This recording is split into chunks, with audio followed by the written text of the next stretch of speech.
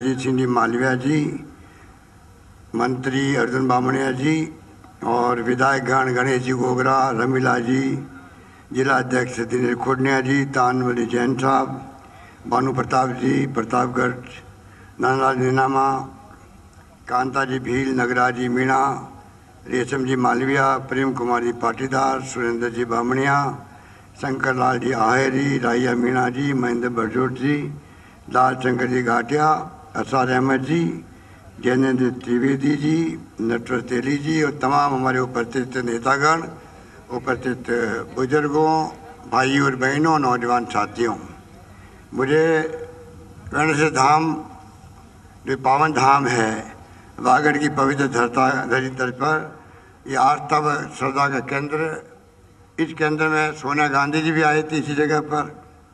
हम सब आज इस भूमि को नमन करने आए हैं। यहाँ संत मावजी महाराज, संत गोविंद गुरु, आदिवासी वीरबाला कालीबाई, नाना भाई खाट, बोगीलाल पंड्या, गौरी शंकर जी उपाध्याय, हरदेव जी जोशी और भिगाबाई भी जैसे नेता हुए हैं। वो महान विभूतियाँ हमारे बीच नहीं रही, तो उनका जो संदेश है वो हमारे साथ में है। उस संदेश को आगे चल करके हमेशा कांग्रेस की सरकारें बनी तो आदिवासी अंचल में काम करने में कोई कमी नहीं रखी, चाहे पानी की बात हो, बिजली की बात हो, शिक्षा की, स्वास्थ्य की, सड़कों की बात, और तो और अभी सचिन पायलट जी कह रहे थे कि हमने 9 लाख से 30 लाख कर दिया नरेगा में मजदूरों को। आप सोच सकते हैं जब हमारे पहली सरकारें थी, मालविया जी प्रमुख थे, तारचंद भगोरा जी प्रमुख थे, तो आपके डूंगरपुर बांसवाड़ा में 2.5 लाख 3-3 लाख मजदूर लगते थे।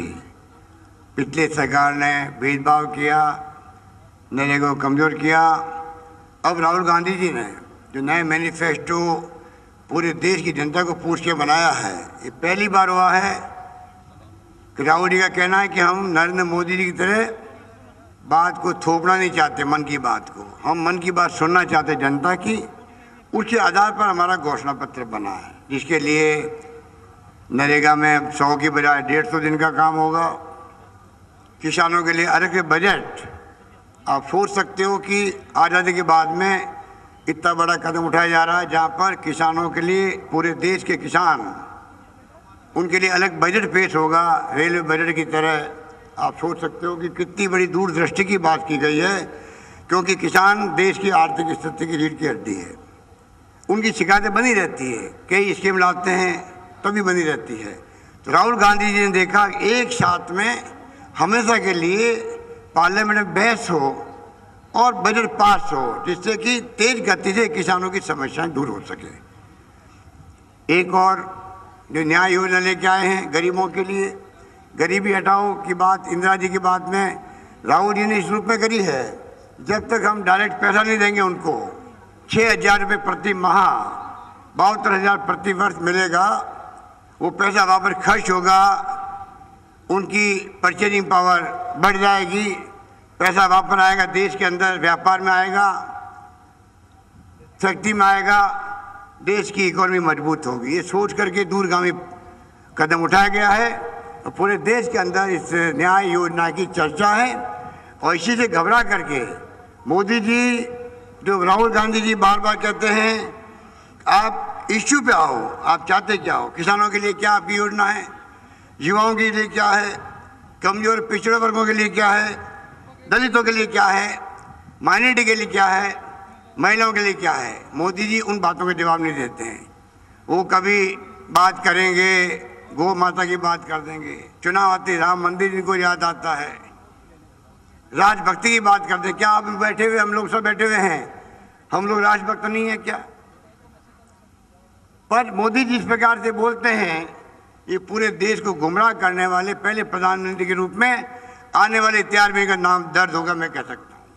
प्रधानमंत्री की गरिमा होती है बोलने की। प्रधानमंत्री बोलते हैं तो आम जनता के दिल को छूने वाली बातें होनी चाहिए, इश्यू बेस्ड राजनीति होनी चाहिए। ये जनता का दरबार कांग्रेस का दिया हुआ है। 70 साल पहले महात्मा गांधी के ज़माने में लोकतंत्र कायम किसने किया? कांग्रेस ने किया। और 70 साल में उसको कायम रखा, कांग्रेस ने रखा है। पाकिस्तान हिंदुस्तान 7 साल आज़ाद हुए थे, पाकिस्तान में बार बार सैनिकों का शासन हो गया, प्रधानमंत्री जेल में जा रहे हैं, फांसी के फंदे पे लटकाए जा रहे हैं भुट्टो साहब। हमारे मुल्क में 70 साल में सरकारें चेंज हुई है, शांतिपूर्ण तरीके से हुई है, और ये दरबार बैठा हुआ आपका माई बाप आप हो लोकतंत्र के अंदर। आप जो फैसला करते हो वो पार्टी सत्ता संभालती है। मोदी जी कहते 70 साल में क्या किया कांग्रेस ने, ये भी एक उनका जुमला है। 70 साल पहले गणेश धाम क्या था, डूंगरपुर क्या था, राजस्थान क्या था, देश क्या था, सबको मालूम है। जहाँ सुई नहीं बनती थी, पहने को कपड़े नहीं थे, स्कूलें नहीं थी, गांव में पीएचसी सीएचसी सेंटर नहीं थे, बिजली नहीं थी, बिजली लोग समझते नहीं थे बिजली होती क्या है। वहाँ से शुरुआत करके इस कांग्रेस की 70 साल के शासन में हम यहाँ तक पहुँचे हैं। आधुनिक भारत का निर्माण किया है तो कांग्रेस की शासन हुआ। पंडित नेहरू हो, इंदिरा गांधी हो, राजीव गांधी हो, या हमारे कोई प्रधानमंत्री हो, लाल बहादुर शास्त्री जी ने जय जवान जय किसान की बात करी थी। तो मैं लंबी बात नहीं करना चाहता, राहुल जी को सुनेंगे। राहुल जी की अभी काफ़ी आगे मीटिंग है। मैं आपको यही आह्वान करूँगा, ये कांग्रेस आपकी अपनी पार्टी है। अकाल सूखा पड़ा 3 बार लगातार पड़ गया। जब आपने मुझे पहली बार मुख्यमंत्री बनाया तब हमने काम के बदले अनाज योजना शुरू करी, घर घर में गेहूँ पहुँचा दिया। निजी काम खोलो, निजी कुंड बनाओ, कुआं बनाओ, कुछ भी करो, गेहूँ ले जाओ। इतनी गेहूँ की बोरी इकट्ठी होगी आपके घरों में रखने की जगह नहीं रहती, वो दिन भी आपने देखा होगा। इसलिए मैं कहना चाहूँगा कि कांग्रेस ने हमेशा आदिवासियों का ख्याल रखा है। राजीव गांधी प्रधानमंत्री बनते ही आपके बीच में डूंगरपुर आए थे, इसी जिले में आए थे जहाँ हम बैठे हुए हैं। वो गुजरात गए, मध्य प्रदेश गए, उड़ीसा गए, सब जगह आदिवासियों में गए थे। तो आदिवासियों के प्रति कांग्रेस का क्या लगाव है वो सब आपको मालूम है। वो अधिकार दिया डॉक्टर मनमोहन सिंह जी ने सोनिया गांधी जी के वक्त में दिया गया है आपको, उसमें कमी रहेगी उनको दूर करेंगे। गणेश धाम जहाँ बैठे हुए हैं, हमारी सरकार बनते ही राहुल जी ने कहा कर्जा माफ होना चाहिए। हमने कर्जे माफ कर दिए कोऑपरेटिव बैंक के, भूमि विकास बैंक के।